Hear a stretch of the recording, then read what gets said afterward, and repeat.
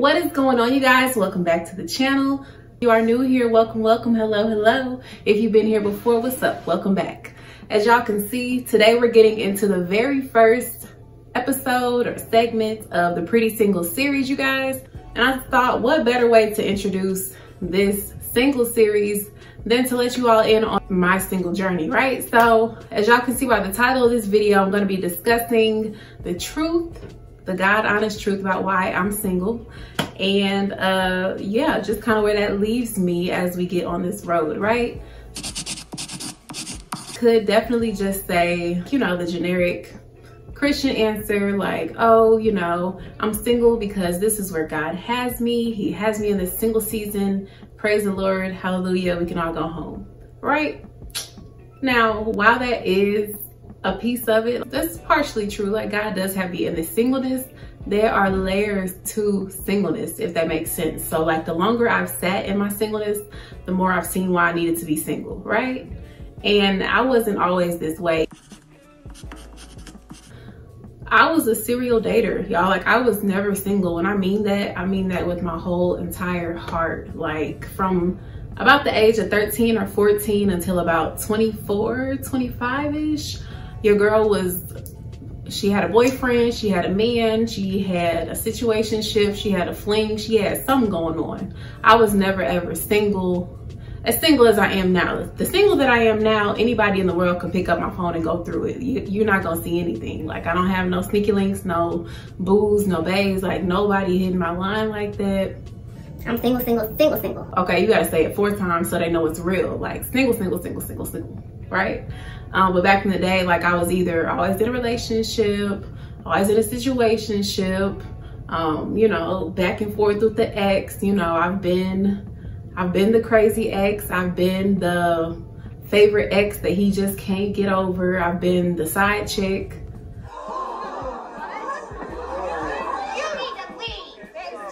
Yeah, I've been an unintentional side chick. I've been in situationships. I've been in those scenarios where we doing all the relationship things with no titles.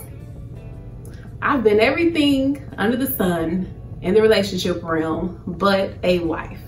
All right, so I think that's very important to say, just so y'all can see where I'm coming from. You know what I'm saying? Like, I got a lot of experience. It wasn't the best experience, but it's something to work with.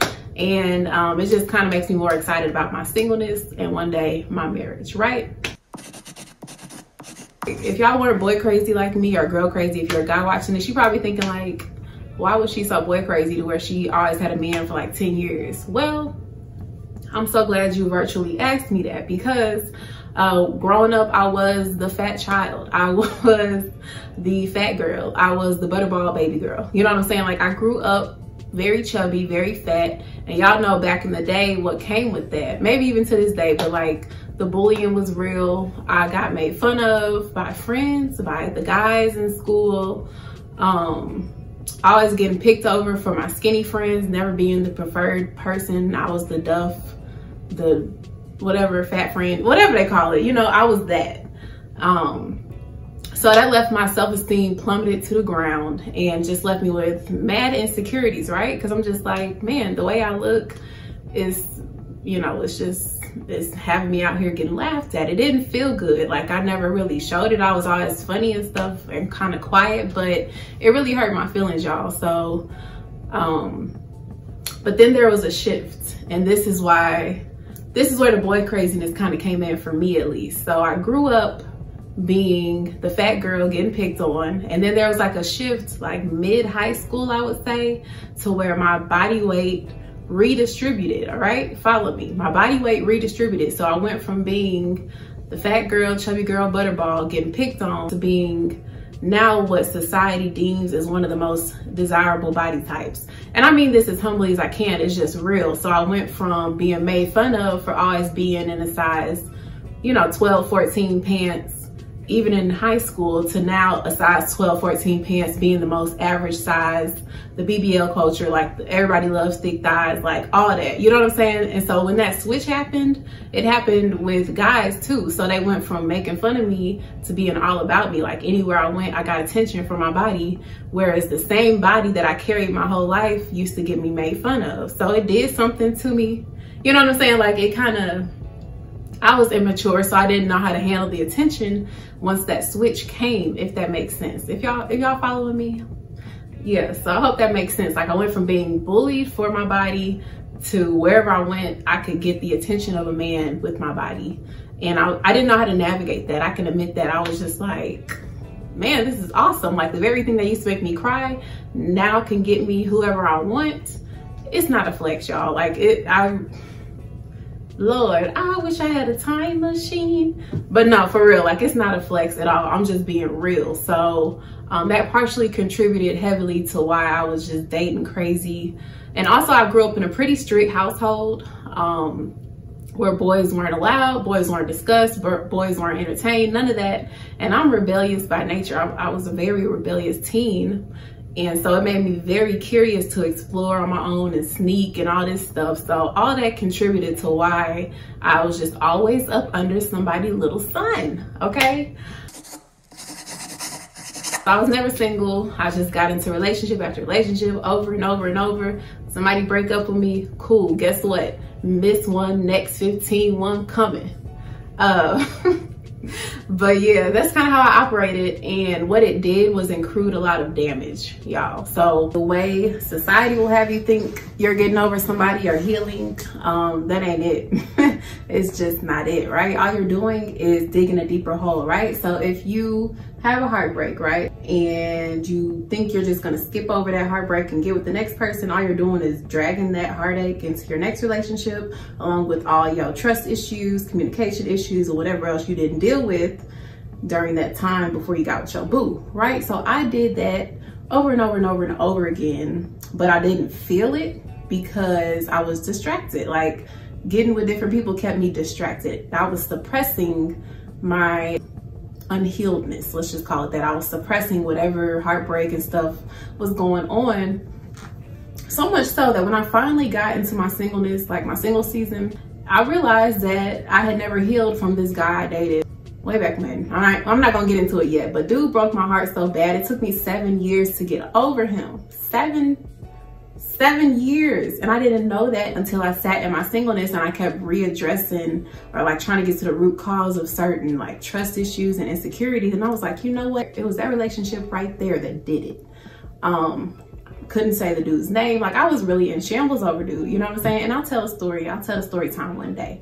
But long story short, I never addressed that pain because it hurt so bad. So I just kept going from dude to dude to dude to try to get that love back that I felt I had lost, or just regain some sort of validity. You know what I'm saying? So definitely just taking my single season to heal and address it, because had I been married early on, it wouldn't have been fair to my husband. Like I would have emotionally scarred that dude. Not from cheating, not from disloyalty, because I don't do that. I'm not one of them, but just from baggage, trauma, triggers, insecurities, all that. I would have drug all that into our marriage and been unfair. Like, not to say you got to be fully healed up and stuff before you meet your life partner, but in a sense, you do want to work on problems that can be worked on in your singleness, like even addictions, financial illiteracy. You got a lustful eye, you deal with lust and pornography addictions, or just whatever you got going on, deal with that in your singleness, because it's not going to go away when you get married magically. How you are when you're single is how you're going to be when you're married, okay? It doesn't just magically disappear because you say I do, right? Let's see.